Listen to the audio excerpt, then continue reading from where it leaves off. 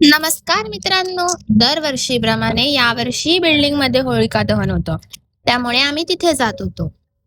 होळीची सजावट ऑलरेडी झाली होती, पण ती होळीच्या भोवती जी रांगोळी काढली आहे ना, ती संजतने काढली होती.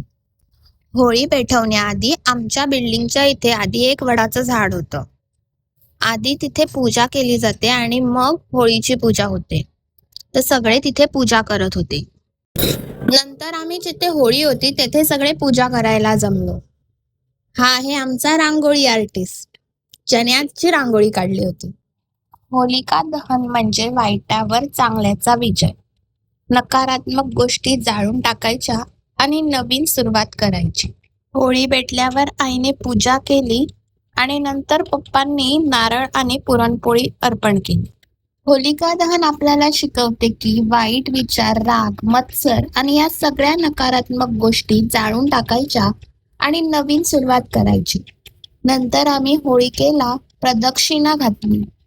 त्या अग्नीच्या प्रकाशात एक वेगळीच पॉझिटिव्ह एनर्जी जाणवत होती.